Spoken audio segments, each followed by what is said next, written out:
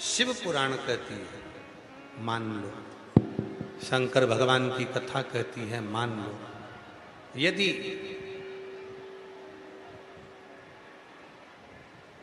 जिंदगी में अगर कोई तकलीफ बहुत बड़ी आकर खड़ी हो गई है जिसका कोई हल ही नहीं निकल रहा, एक बेलपत्री लीजिए, अपनी हाथ की उल्टे हाथ की हथेली पर रख लीजिए, सीधे हाथ की हथेली से बेलपत्री को दबा दीजिए। शिव जी के मंदिर में कुछ देर मौन होकर बैठ जाए,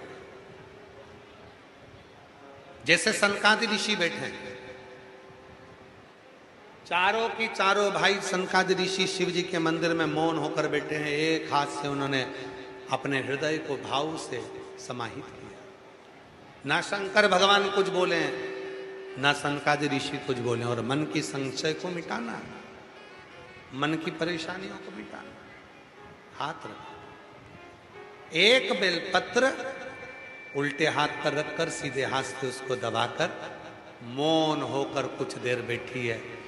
अपने मन में जो समस्या है उसका स्मरण करिए और शिव जी से अपने मन की बात कहकर श्री शिवाय नमस्तुभ्यम कहकर, ओम नमः शिवाय कहकर उस बेलपत्र को अशोक सुंदरी वाली जगह पर समर्पित कर दीजिए। अशोक सुंदरी वाली जगह तो मालूम है ना आपको, समझिए,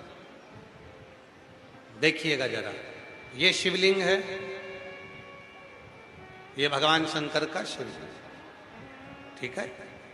ये जलाधारी, जहां पर भगवान शंकर का शिवलिंग रखा है, ये शिवलिंग, ये जलाधारी।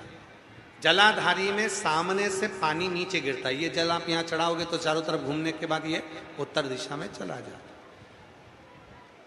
राइट में गणेश जी का स्थान, लेफ्ट में कार्तिकेय जी का स्थान, बीच में अशोक सुंदरी का स्थान, बीच में अशोक सुंदरी का स्थान, बीच वाली जगह। और शिव जी को ये जो अपने मन का भाव कहकर मौन रहकर चुप रहकर आप जो बेलपत्र समर्पित कर रहे हैं उसकी डंडी उत्तर की ओर मुख की हो और बेलपत्री अशोक सुंदरी वाली जगह पर समर्पित कर दो। 3 या 4 बार आप मौन होकर अपने मन की बात कहकर उल्टे हाथ में बेलपत्र रखकर सीधे हाथ से उसको दबाकर जब हृदय से शिव को अपने मन का भाव कहते हो, 5 या 7 दिन के अंदर उसका हल होना प्रारंभ हो जाता है।